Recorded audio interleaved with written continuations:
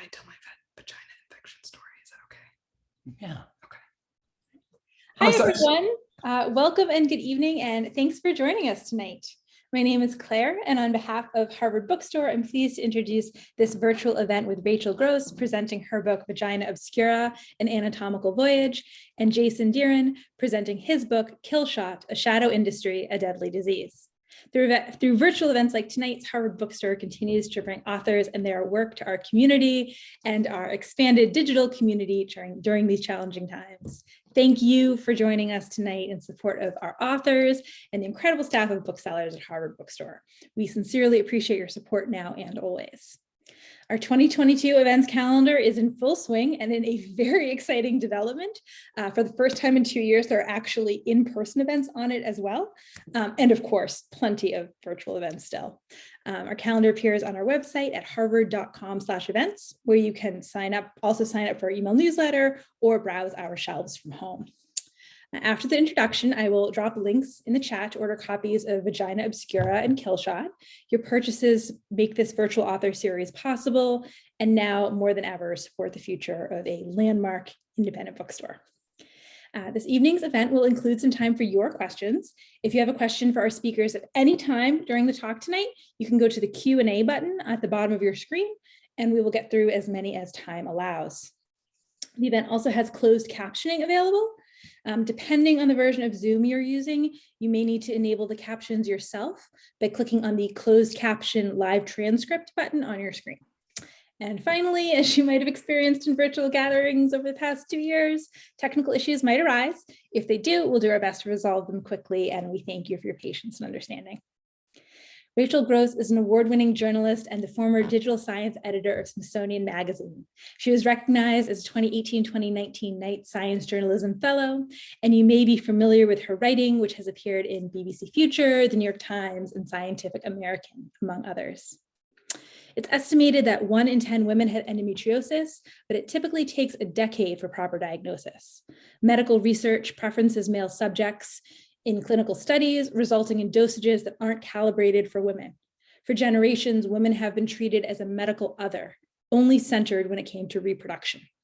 In her new book, Vagina Obscura, Rachel looks at how these attitudes are changing and highlights the clinicians and researchers who are moving beyond the gender binary and making medicine more equitable. Kirkus praises the brisk reporting and calls the book an eye-opening biological journey. Jason Dearen is an investigative journalist for the Associated Press, whose work regularly appears in hundreds of newspapers and websites, including the Washington Post, The Guardian, USA Today, and the New York Times. He's been nominated for a Pulitzer Prize and was also a 2018-2019 Knight Science Journalism Fellow. When we're sick, we count not only on our doctors, but also on our pharmacists to help us get well. We expect the medicine we're prescribed to heal us, not hurt us. But in 2012, hastily prepared medicines from a compounding pharmacy were contaminated with a fungus that sickened and killed hundreds. Killshot, Jason's recent book, digs into this deadly story and reveals how an industry was able to fly so far off the rails. Publishers Weekly calls the book a sobering debut and goes on to say, this detailed account of how greed led to widespread suffering and death grips to the end. And so now I am very pleased to turn things over to tonight's speakers. Rachel and Jason, the digital podium is yours. Hello, everybody. And thank you, Claire, for that awesome introduction. Yeah, that was a stellar introduction. 5 stars. Thank you. Yeah, appreciate it. Yeah, it was amazing. So we're going to kind of do a Q&A for each other, and I'm going to cue Rachel, and then she'll you. Oh, yes. Okay. We both know our books, each other's books, I would say, inside and out at this point, because we did start them together at the Knight Science Journalism Fellowship, shout out, in Cambridge. And we've read each other's drafts many, many times. So I'm excited to chat about this. Me too. And so Claire did a great job of introducing your book for an audience who hasn't read it yet, because it comes out very soon. What date? It's later this month, right? March 29th. Thank you. March 29th. Pre-order today. Yes, please pre-order many copies and write glowing reviews on all websites. So if maybe start off by, framing the book or, letting people know kind of what it's about in a way that, Claire didn't cover.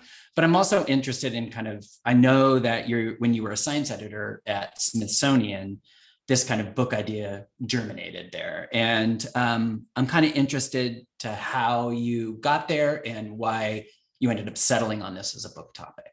Yeah, awesome. Yeah, so the way I describe the book is it's kind of a journey to the center of the female body. And each chapter, it sort of focuses on one organ. So the clitoris, the ovaries, the uterus, the egg cell, and it leads you kind of deeper and deeper into this concept of the female body, which sort of unravels as the book goes on. And you find out about this emerging science that all bodies have more in common than they do different. And the gender binary is not the best way to look at things. And so it does so by looking at many of the anatomists of the past who mapped these organs and got a lot of things wrong and made some very amusing discoveries. And then some of the modern scientists who are remapping and sort of reimagining these organs today. So that's the elevator pitch.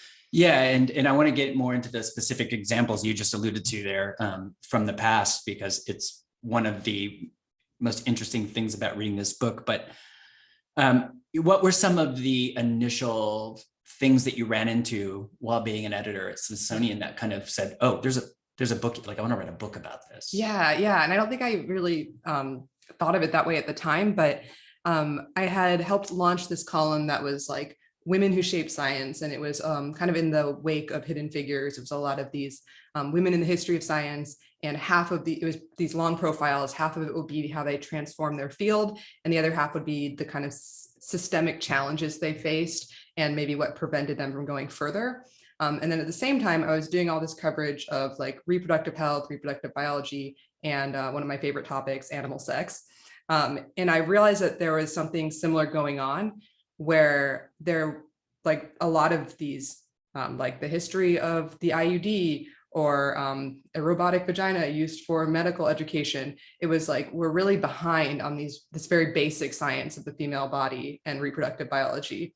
And at the same time, it's clear that there were all these voices missing in this history. And once you ended up getting women and people of color and LGBTQ scientists in the mix, they started asking all these new questions that no one had thought of before. So the way I thought of it was that kind of the lack of understanding of women's bodies in science is tied to the lack of women in science. Yeah, and there's, the book does a wonderful job of bringing you right up to date on the modern cutting edge of so much of this science. But what's also really great about the book is there's so much history, so much rich scientific history in it. And I know when we were at MIT together doing the fellowship, you had an exciting trip to the Library of Congress because an archive had just opened that I guess no one had seen before. You were among the first, right, to read this archive. So tell us a little bit about the importance of these archival documents to your book and how they helped you kind of develop the main character or one of the main characters. Yeah. It's each chapter kind of revolves around a different main character, some modern scientists, some historical. And this one was a character I was obsessed with from the start. Her name's Marie Bonaparte. She was the great grandniece of Napoleon, who you may know. And she basically became an acolyte of Sigmund Freud. And she was really concerned that she wasn't having this sexual experience that she thought she was supposed to in interwar France, which was the quote, vaginal orgasm. So the orgasm during penetrative sex. And she wanted Freud to help her as a patient and as a budding analyst herself, thank you, to figure out how to fix this. And what was incredibly remarkable was that she took this way farther than anyone at the time. And she actually ended up publishing medical studies in journals under her male pseudonym, where she interviewed hundreds of women at their gynecological exams. And she took measurements of their genitals and she asked them about their sex life, something that was unheard of, that no one could do at the time. And she found that there was a connection between the measurements of the genitals and where the clitoris was located, and what kind of response you'd have. And here's where she went a bit off the rails. She then decided to develop a surgery that would actually move her clitoris closer to her vagina. And she actually had that done 3 times. Spoiler, it did not work well. But so her personal journals, and she was a prolific writer. She wrote like fiction, poetry, and she did sketches that went with some of her studies, was all closed until like, it was like 2019. It was like exactly the year of our fellowship by complete coincidence. And so I was able to go to the Library of Congress and go through all of her notebooks and find out like exactly what she was thinking when she underwent this surgery, and kind of her interactions with Freud, because she was begging Freud to come visit her as she was recovering, and he was recovering nearby from like jaw surgery on his cancerous jaw. And he was like, what a pair. They were perfect together. They were really, they were besties, honestly. Like he was buried in this Grecian urn that she gave him, and she actually saved him from the Holocaust and got him to England. So they were real close, but they diverged very strongly over this particular idea. And he said, you know, anatomy is destiny. And she said, I don't think so. I think anatomy can be changed. And he said, your problem's in your head. And she said, I think it might just be in my pelvis. So I used those documents to kind of reconstruct her story, which is a remarkable one. And that's the first chapter. It's a great story. It really grips you and drags you by the collar into the book. And you do such a wonderful job of using that archival material to bring her to life. And it must have been so fun for you as someone interested in this to get access to that and read it. And beyond that facet of the book, though, there are just some wild facts in this book that you, as you read it, just are, they really blow your mind. They open your mind. They make you think about things, but they're just, you can't believe they're true. Yeah. So tell us about some of the wild things that male scientists thought about female bodies and reproduction, and how it informed your storytelling. Oh man, these are some of my favorite parts. So I'm glad you brought this up. I should probably mention that like, I'd use the words female and woman a lot. This book ended up being about many different types of bodies through the kind of the lens of the female body, but we're really talking about anyone who has these body parts, whether or not they consider themselves women. So just want to put that out there. So I think my favorite anecdote in this line is Antony van Leeuwenhoek, the inventor of the microscope. So he was a Dutchman, and he was a very good scientist, and he was kind of the first like microbiologist looking at like pond scum and earwax. And he finally turned his lens to sperm at one point, his own sperm. And he sent a letter to the National, the Science Academy of the time. And he was like, listen, you can burn this letter. I know this isn't good, but I looked at the sperm, and just so you know, I did it with my wife, not with sinfully defiling myself. But when I looked, I saw all these tiny animalcules swimming around, and he basically argued or thought that he saw tiny folded up human beings in the head of each sperm. And so to him, that meant that the man contributed. Yeah, totally logical. Makes sense. So the idea was that the man contributes the essence of reproduction, and the woman is like the soil. So the seed in the soil. And this really echoes like a strain of thought that had been pretty prominent. And it would take 200 more years to see the human egg, which is wild because eggs are the biggest cell in the body and sperm are the smallest. So like, we really didn't believe that women could have eggs, or that they definitely did have eggs for a very long time. Yeah, and it's obviously fascinating to think about all the very wrong things that scientists thought back in the old days. But you do such a good job in the book. One of the things I love about it too is just contextualizing and framing this all in a way that shows that it's had really lasting consequences in the way that we understand not only the reproductive system, but disease in women's bodies. So what are some of the, of these concrete consequences today that you traced through history and how is it still, kind of mystifying Mhm. science? Yeah.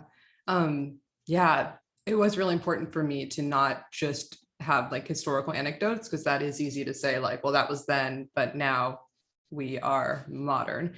And unfortunately, like a lot of this stuff really trickled down to today and is like still affecting people. And I think one of the most concrete is something Claire mentioned, endometriosis.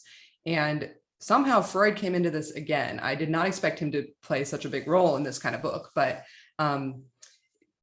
the idea of hysteria, which many people know started with kind of this wandering womb concept in ancient Greece, was around. And Freud actually really capitalized on that idea. But he said, it's not your womb wandering, it's a psychological issue that has physical ramifications. So if you're getting pelvic pain and bleeding and fainting, that's actually some psychological issue you need to work out with your therapist. It's not a physical thing. So fast forward, many women with endometriosis, besides like taking 8 years to get diagnosed, doctors often prescribe them antidepressants and send them to a therapist as a first like line of defense. And there's a lot of kind of dismissal, even though this is a biological disease with biological origins that now can be kind of found fairly easily. And the other thing is endometriosis is it's when lining similar to the lining of the uterus ends up on the outside of the reproductive system, and sometimes even like places like the lungs and the brain. But it's been so associated with the reproductive system that the only cures we really have for it now, or the only treatments, are hormones, so birth control pills. And for a long time in the 80s and 90s, women were often told to get pregnant as a way to cure the endometriosis because it tamps down the hormones that were causing the lining to grow. So these are the kind of misunderstandings that affect treatment even today. And now it seems like you might want to look beyond hormonal treatments, and there might be other important aspects to look at, like inflammation. But we had just been blinded from looking at that because of this focus on reproduction and women as reproductive beings. And how is this male-based science kind of changing the way that we're understanding the female body now? Right? I mean, are there, is it evolving? Is it getting better? Is the science, changing for the better in your mind? Yeah, I mean, I saw a lot of signs that gave me a lot of hope, and just the fact that I was seeking out people that were rethinking these old truths and assumptions. So, I was cherry picking in that way, but I found so many scientists working on that, male and female, and they were really questioning a lot of that biased history. Also, you can see signs of progress in that, like, the NIH required women and minorities to be part of clinical trials in the 90s. And they also established an actual gynecological branch in 2014, because until then there was only like a child health and development and like fertility and infertility focus. And these organs are with us throughout our entire lives, whether or not we're pregnant.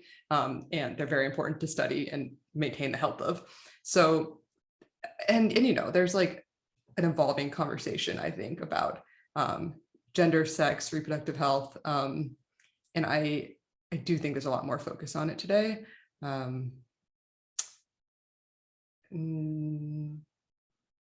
hope it continues.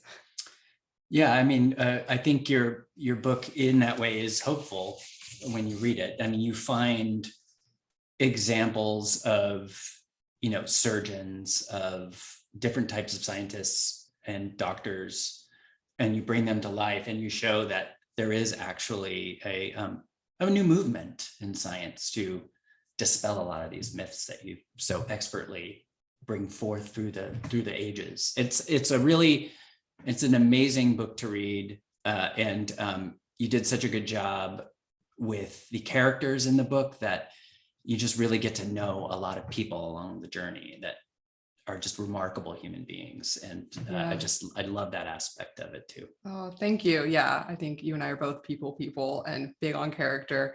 And, maybe just while you were talking, I was thinking maybe by reading some of those profiles of those scientists, people reading the book can see that they can also do that work and that work is being done. Because I think you don't even think it's possible to like make a living studying animal vaginas. And it is actually, there are federal grants for it. Yeah. And, maybe there's a brighter future if we can just imagine differently. Yeah, there are a lot of, if you're a fan of animal stories, there are a number of fun animal stories. Yeah. Some not fun, but mostly fun. Mostly fun. I took out the bed bugs because they were too violent. And also I had bed bugs at that point and I was just traumatized. Yeah, well, thank you, Jason. You want to switch and yep. Yeah, we switch places. No, we're not gonna get Okay. up. Well, Jason, when I met you, you were actually ahead on the book journey, and I kind of learned your like how you got into your book a little bit. Mhm. And I wanted to ask, like, as someone who does all these narrative features, and it's done so many over the years, how did you know that this one was worthy of the book treatment and that you had enough material for a story? Failure is the word that I will say there first. I had tried and failed so many times I really love writing long form and I really wanted to do a book. I had the desire to do a book for many, many years. So I'd looked and gone down the path with stories before. And so I'd kind of learned what worked and what didn't work by trial and error. And in 2017, for my book, Killshot, it's about it follows scientists as they kind of uncover evidence during the worst contaminated drug crisis in US history. And two pharmacists were on trial for murder in federal court in 2017. And I had an editor that was basically like, you should check this out. This is weird. There's pharmacists, they're charged with 24 murders each. It's federal court. It's not normal. More like a mafia case or something, 24 murders in federal court. And so I looked into it, and the deeper I got into it, the more fascinated I became by what they did. And the number of documents and source material, because they were going through a trial. For a reporter like me, that's really important. And that was being freed up because the cases were over. Oh. And so there was just so much to it. And that I realized it was bigger than just one article, first of all. And then second of all, it was kind of like, well, why write this story? Is there a reason to write a book about this? And the reason for me was that the problems, the loopholes in the system that allowed these contaminated drugs to make their ways to clinics and hospitals around the country and end up killing and maiming hundreds of people, those loopholes still existed. And the news cycle had kind of moved on from the trials and the actual outbreak, and but the problem still existed. So I felt like I could perhaps do some good in telling the story in a different way and shedding some new light on it. Yeah, right. And I neglected to kind of get the full like overview of what your story is. So fortunately you gave that, but you really combined, I think, your narrative skills with that like investigative accountability journalism. And I remember that finding out what that loophole was crazy to me. And even as I did my reporting, like OBGYNs and doctors in the space that I was reporting were concerned about compounding medicines. And it's something that just like transcends one field. It's like throughout all of medicine, really. Right. And it's like still open for a reason, because some people want it to be open, that loophole, which is crazy. But I think going with the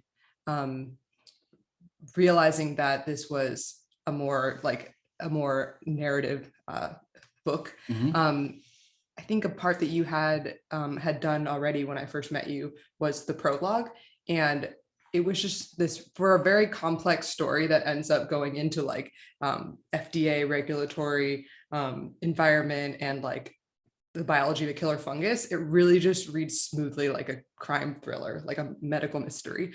And you start in a graveyard, actually. And I was wondering if you could, like, how did you know that was the first scene? Well, I was a goth in high school, so no, I'm joking. Okay. When you're reporting, and you know this too, obviously, but when you're reporting and doing research, certain scenes pop out at you in your research. they just kind of almost write themselves. And the scene, my book starts out in a graveyard in southeastern Kentucky with a gravedigger at night exhuming a body. And they would go on to autopsy this body and find a rare fungus colonizing in the brain of this man who had passed away. And, for me, I didn't know that that would be the start of the book at the beginning. I knew it would be a scene somewhere in the book, but what I did was once I'd done all my research and laid out the timeline of what I knew and when it happened, it's a pretty tried and true narrative method to kind of start in the middle somewhere and kind of hook the reader in and then back up to the beginning and start it all over again. And this isn't really in the middle of the story, it's near the beginning, but it's not the beginning of the story. And so it was a strong scene. It was very visual and cinematic, I would and say. it also had a lot of the elements like this man had something clearly mysterious had happened to him. It raised a lot of the questions that I would go on to answer in the book. So it just really was a nice way to kind of set it all up. Yeah. And it's just real spooky. Like I have to find out what happens. And you introduce like the fungus as character and this judge who died. And also that the FDA is like hot on the trail of like trying to figure out the cause. Right. So I'm like, gotta read more. So we should definitely talk about the kind of science reporting stuff at some point. But I do think that what spoke to so many people about your book was the really human portraits that you had of some of the victims of this outbreak. And you went to visit them like all over the country, and they really came alive as people. How did those stories become so central to this kind of book? Yeah, when I was first deciding whether or not to write this story, I started contacting people whose families had either lost members to these contaminated drugs or who themselves had survived, but their lives had been altered in some way.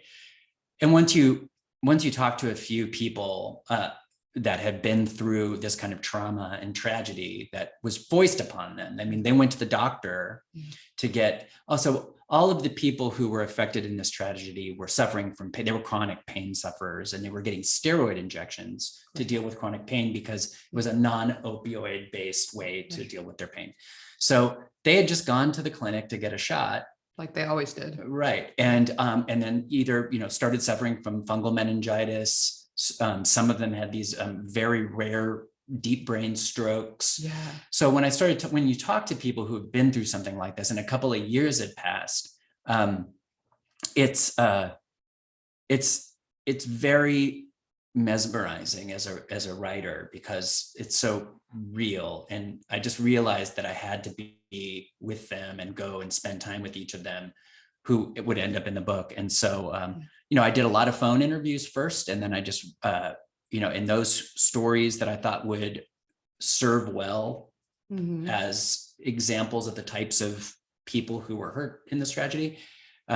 Once they agreed to talk to me, I would go out and spend time with them at their place. And that just allows you to kind of, bring someone to life beyond just like what they say or what they've been through, to actually spend time with them, just like you did with the scientists and people in your book. When you're in a physical space with somebody for time, it really, not only do you get better information from them because you're there and you're putting in the work. Yeah, there's a trust that develops. It clearly developed with you. And like, I know you got introduced to many of the victims and their networks because of the work you were doing. Right. But yeah, and I do think those stories help you to open up those other worlds of like the mess of the federal regulatory system and the intricate science of the fungus, because we're just very invested in those people in their lives. Right. Yeah. And I think it's important, most people still don't even know what a compounding pharmacy is in the United States, Should we? And what a compounding pharmacy is, it's basically a small time drug maker, but instead of them making thousands and thousands of vials of drugs every day, they're supposed to get an individual patient prescription, and then a pharmacist will customize that. And that's why it's a pharmacy and not a big drug manufacturer. And it turns out that because compounding pharmacies are exempted from the nation's drug safety laws, Right. For the most part, the federal laws, they kind of operate in this gray area of the law. And some unscrupulous people, like the people that I write about, used that lack of oversight Right. to essentially manufacture drugs at a huge volume and ship them all over the country. And then what happens is you don't have the FDA oversight that you do with a maker of the vaccines like Pfizer, Johnson & Johnson. Each vial of those drugs are made in facilities that are inspected. They undergo sterile. Right. They're an incredible process. Compounding pharmacies don't have that same level of oversight. Right. Especially not the ones that you were looking at. Right. There's some horrifying scenes. So that's what a compounding pharmacy is. It's supposed to be a small-time drug maker that customizes drugs for special needs patients. But because the law is set up, criminals have moved into this space, opened. So a lot of illegal steroids that were for athletics were made in compounding pharmacies, and they've just found this niche business, and FDA still doesn't have oversight of them. So it continues on to this day. Right. I think that's what really was shocking, realizing by the end of your book that, like, first of all, anyone has the potential to be affected by these drugs because they're actually quite widespread. And I continuously see compounding pharmacies now when I walk around. But also that it's industry pressure that keeps FDA from regulating this business. Yeah, that's right. And so in 2012, when 103 people were killed by contaminated drugs from one compounding pharmacy called the New England Compounding Center in Framingham, Massachusetts, and that's kind of at the center of the book. You find it was kind of a mystery. People started dropping dead all over the country. Epidemiologists at the CDC and in the States didn't know why they were dying, and so they launched these investigations. And I'm going to take you through that discovery. And even after that, in 2013. Congress passed a law called the Drug Quality and Security Act that was initially designed to close this loophole and give FDA some more or all regulatory authority over these facilities. Sounds like a good idea. And my investigation in the book shows how Congress failed to do that and ended up rewriting the law to make it largely voluntary. So while a law was passed and in name sounded good, it still creates this gray area, this kind of shadow area of our drug safety system that allows people like Barry Cadden, the pharmacist at the heart of my book, to kind of, burrow in there. And if they want to make drugs without FDA oversight, they can do that. It's really only the people who decide to opt in to oversight right now that you can trust with making your drugs. And so there are hospitals and pharmacists at clinics and hospitals who buy drugs for their doctors who will not work with a compounding pharmacy that hasn't opted into some sort of oversight. Right. And but it's just not the case. I got a document through Freedom of Information Act requests that after this tragedy occurred, the Health and Human Services Department did a study of hospitals to ask if they were still buying drugs from unregulated compounding pharmacies. And this was a voluntary questionnaire. And some 83% of the respondents said they were, but that meant that 17% admitted to we need these drugs. We need this service. And the only way we can get them is from these unregulated pharmacies. And they were still doing that. So, it's got to be much more than that. So there are still a lot of these kind of unregulated compounded drugs on the market.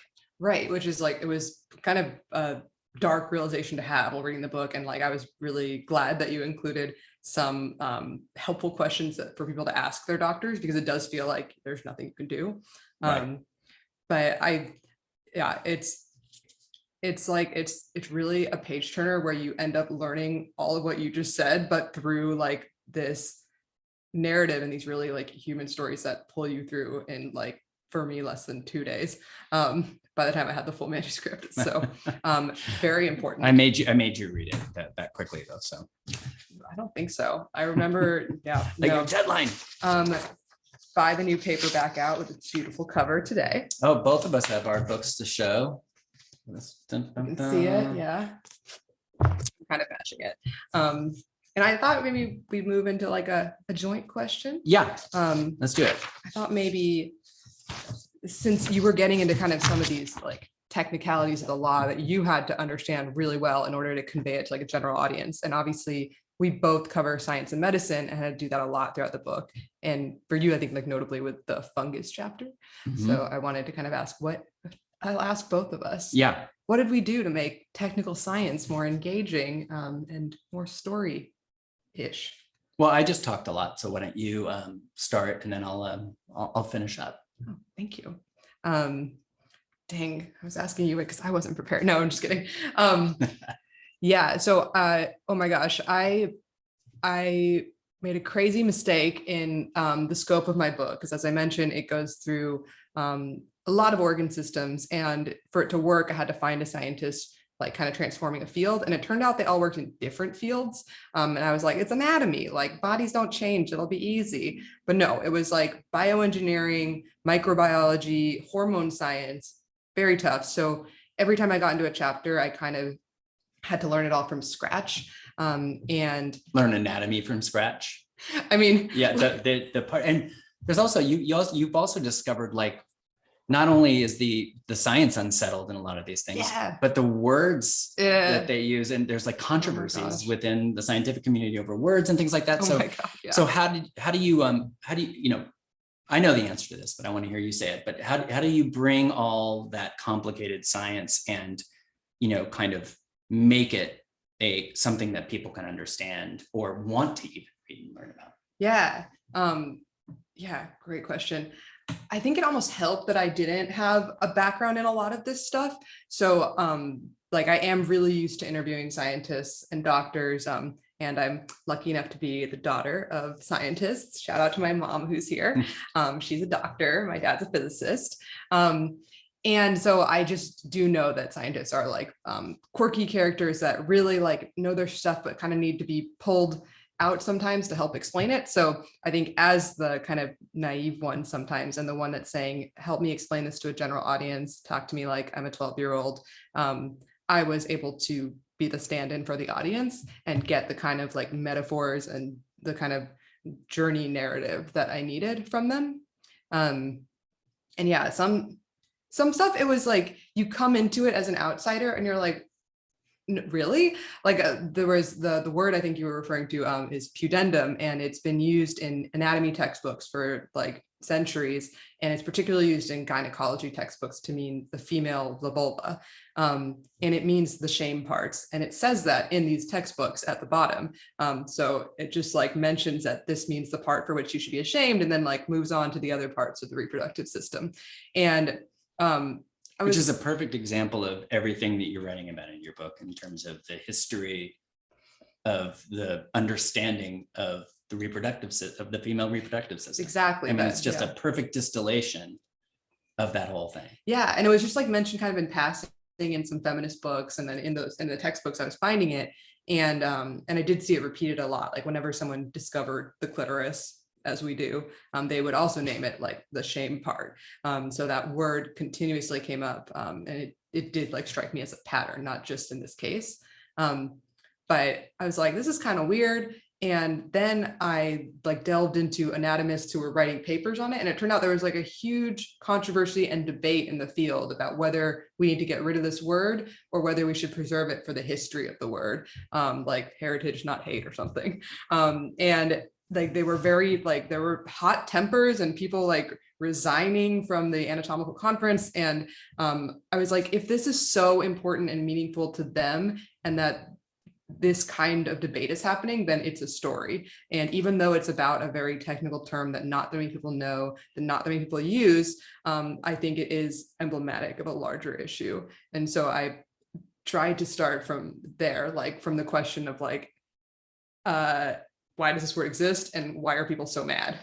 Yeah, and that's exactly right. And that's how you get across, more arcane or complex subjects, is you find these stories that are emblematic of these much larger issues or truths. And and I mean, my approach to working with scientists and doctors is a lot of characters who are epidemiologists, and I get into medical mycology and all of these types of things in my book. And like you just said, they're all driven by people who make choices, are flawed, go through personal journeys, and their journeys are in the context of a larger story. You know, in your case, the history of the female reproductive system.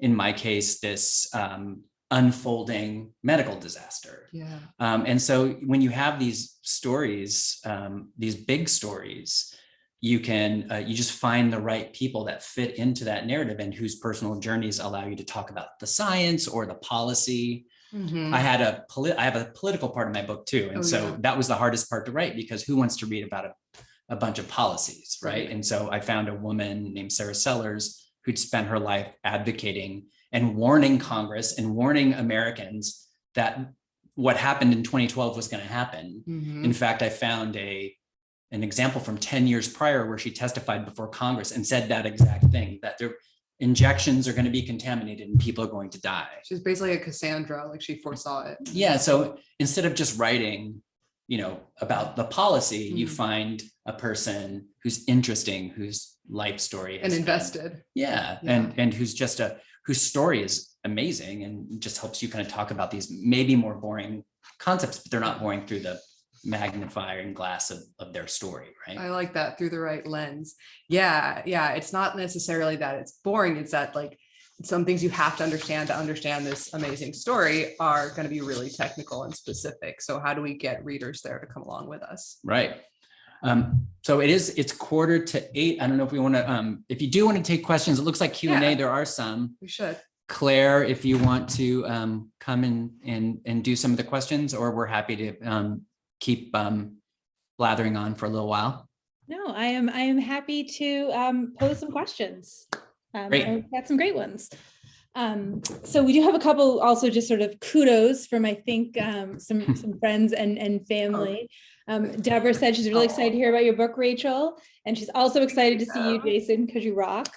Oh, well. Or rock this, sorry.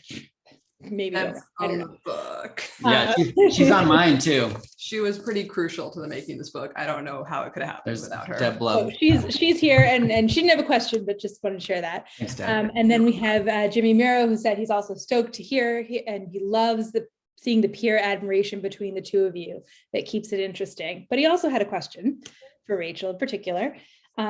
Rachel, is there any similarity to studies involved in endometriosis, and Crohn's?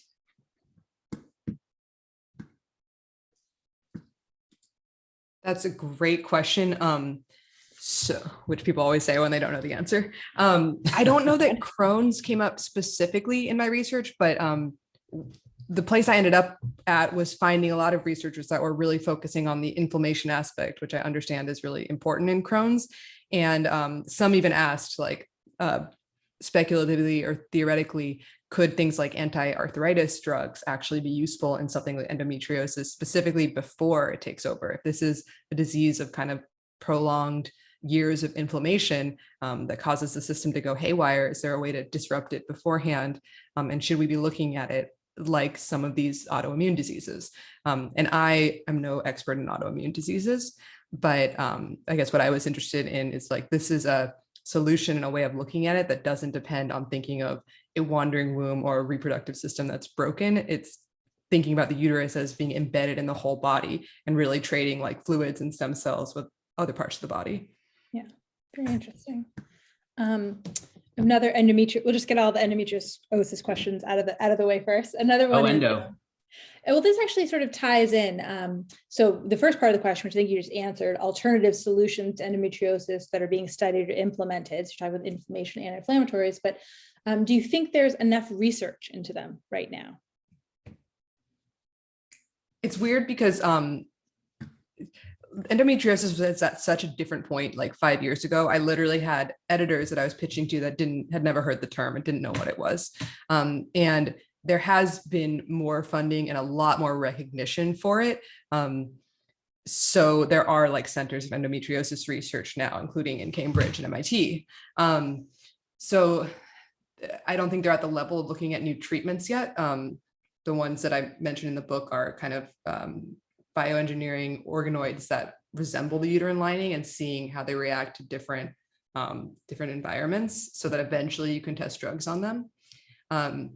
But I think maybe I'll mention that near the end of my research, I was also looking into fibroids, which affect Black and brown women at much higher rates and seem to be sort of where endometriosis was maybe 10 years ago, where they are getting even less attention and there's less appreciation of how they really affect people's lives.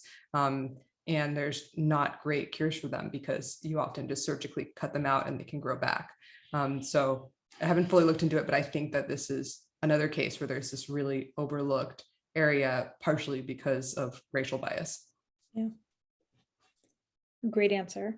A question for Jason. So you talked about how this loophole still exists, but has anything changed in the compounding pharmacy world? I mean, there is this legislation, like, is there any reason to be hopeful about any of this, or is it no?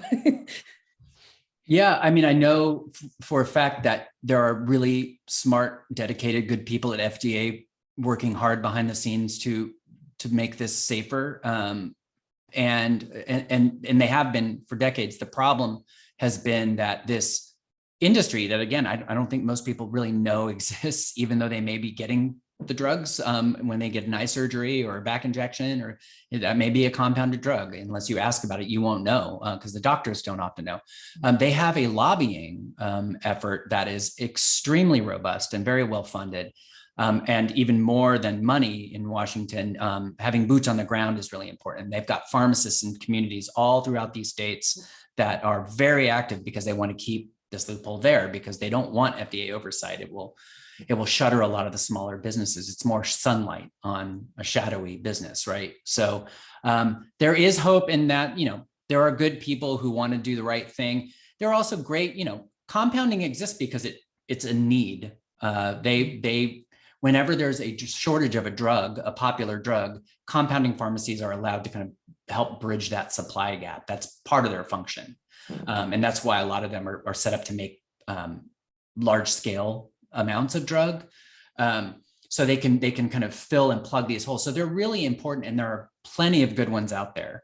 And the one thing that the law that I described did do is it created a new category for these voluntary compounding pharmacies called outsourcing facilities. And they're believed to be some like 3,000 or more compounding pharmacies in the United States. 76 of them signed up to be outsourcing facilities. So they are filling a need, but not nearly enough. And it's not a system that really is working at this point and years down the line. So still lots of progress needs to be made on the policy front. But right now, the best thing you can do is educate yourself and ask the right questions when you're especially if you're getting a drug injected into your body. Anytime you're going to get injected, you should ask where that drug comes from. If it's an FDA approved drug, that's the end of the questions. But if it's not, you should ask a lot more questions. And I had a pharmacist who inspects compounding pharmacies for a state board, basically, and who's an attorney and understands the law, write a series of questions in the book. So, if you don't want to buy the book, you can get it at the library, find the questions. No, buy the book. Yeah, but buy the book. Buy the book. I put a link in the chat. It is a bookstore. You should buy it. Yeah. Yes. Support Harvard. Yeah. As you're talking about those questions and how patients can advocate for themselves in the realm of compounding pharmacies and the injections you might receive, Rachel, on your side of things, you talked about how, women with sort of gynecological complaints get sent to shrinks instead of listened to. Is there anything that you learned that can help women advocate for themselves, similar to sort of how he had those questions? Anything? Oh, I love that you made that connection, actually. We're going to keep that in mind for the next one. So what an observation I made was that the women who were able to get control of their situation, get diagnosed, and get help often were the ones in extreme places of privilege and education. And some of them are now working to make this the norm. So that's great. But there is definitely an authority imbalance when you're in the doctor's office with a doctor and it's something like endometriosis where the science isn't settled and they can decide whether or not to allow you to have a laparoscopic surgery that will reveal whether or not you have this disease. And I think I mentioned some of the racial biases we see, like even today, surveyed doctors have said they think that Black women feel less pain. So, and women feel less pain. So you're getting less pain management or less recognition of your pain and where it's coming from. So basically, I definitely talk to women who bring in an advocate with them, especially if they're going to be in a surgical situation where they're going to be vulnerable. So anyone that kind of has kind of like a doula, actually, but for surgery, that to make sure they get their questions answered when they might not be in the right frame of mind. Also, yeah, actually, a doula is that's so interesting. literally. I've never heard of that, of having an advocate. Imagine how much better you'd feel going in for surgery if you knew someone was there to ask the questions and make sure that you were getting what you needed. That's other than a family member, who usually gets charged with it. That's a cool thing I didn't know existed. Yeah, I mean, a family member is good too. I think the problem is like you do get treated differently if you have a medical background or something. So like the reality of it is that that you would do better if you could get that in the room. And it's hard sometimes to question doctors, but I definitely like think from my own personal experience and people I talk to that when it's hard to ask a doctor a question, that's when you should be asking it. And it feels like you're challenging their authority, but you're not. You're asking them if they know the latest science on this and if they're offering a treatment that they actually understand, and whether you should expect side effects, stuff like that. And honestly, with stuff like I talk a lot about the vaginal microbiome and various types of unbalance. One of them is bacterial vaginosis. And gynecologists will admit or should admit that they actually really don't know all the causes of it and don't have any good treatments. And so that's not a great answer to get, but you want to know, you don't want someone telling you like, this will fix it. Take this boric acid. There's a lot of that out there, as we know. Yeah, I think it does. It's similar to the compounding pharmacies. There's huge industries built around that of like vaginal probiotics that are unregulated. So yes, advocacy good. If you can have someone else to outsource it, to have the questions answered, that's great. So a question for both of you from an anonymous attendee. When you're writing about topics like these that have so many stories to be told and so much information and science to convey, which you talked a little bit about, how do you edit and keep it on track? Yeah. Sort of rather, sort of a different angle, that's sort of what you're talking about. And was there anything really interesting that ended up, cut on the cutting room floor? I think you should go first because you're the most systematic and efficient editor that I've ever seen. Okay. Wow. Yeah. Mine's just like throw papers. That's around. so nice. Yeah. So for me, all of these things, whether it's a 4,000 word kind of shorter piece or a long book like this, they're all pretty complicated in their own ways. And the best, just tried and true way, it's actually kind of simple. It's a lot of work, is an exhaustive, detailed timeline. So what I use is like a spreadsheet, like a Excel spreadsheet or a Google spreadsheet, and every line is a date. And then every character or theme has its own color. And so you can visualize people's stories where they intersect, where historical background things intersect with what somebody was doing when, and you see it all in a linear chronological context. And once you understand that, it helps you choose the characters that make the most sense to tell the story. And then if you want to start getting cute with structure and moving scenes around out of chronological order, which most storytelling ends up doing, it allows you to, you have this master list and you can kind of just take them. I know some people, even put them on cards and put them on a wall so they can move them around. I do that, but digitally. And it's kind of simple, but it takes a long time. It took me a couple of years to get just the chronological. I saw that spreadsheet done. And then, of course, you have ideas about what scenes are going to, open the book or whatever, or end it, or what your structure is going to be. But once you get that chronology in order, it really, really helps. So that's how I did it. And tons of stuff on the cutting room floor, victim stories that were amazing, but you can only tell so many stories, and so it's brutal. what do they say? Killing your darlings, Killing our darlings. killing your babies, Mhm. whatever. There was they a lot call of it in writing. murder. A lot of murder in writing. Yeah. Yeah. And how about you? No, that was great because we're so different as writers, I will say. Yeah. My process was far more chaotic. I think I decided I would write everything and then find out that half of it was useless. So that's what I did.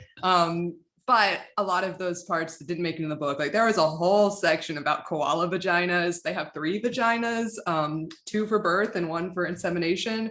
And they have kind of similar like microbiome issues going on as we do, which is really weird because we have really unique vaginas. So I was following like researchers studying both.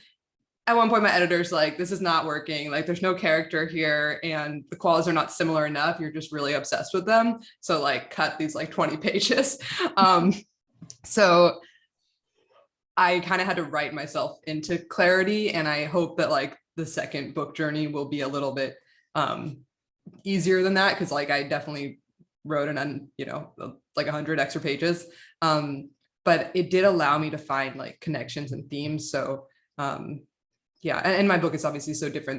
There's a chronology. I have like a kind of a chronology of male anatomists naming things, and that did help me when I go back to that. But we obviously bounce around like the body and time so much. But I would find like unexpectedly I think it was like in the uterus chapter, I'm talking about hysteria and Freud. I didn't realize that like Marie Bonaparte actually came back in that chapter, and she was crucial to like saving him in the last years of his life, and they were still communicating. And so I needed to tie up their story anyways, because that is a human story that's still important to my anatomy book.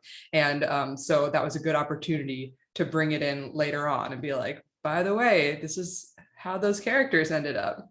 But you're collecting stories, and if they don't make them in the book, sometimes they can live as another thing, an article or a, something like that. So. Yeah, I mean, yeah, as journalists, I think we're always hungry for ideas and always keeping track of them. And that's like our currency. And I think both of us got so many out of these books. Oh, yeah. Well, I think we're about at time. I have one very quick question for Rachel. Magnus asks, where can I buy those earrings?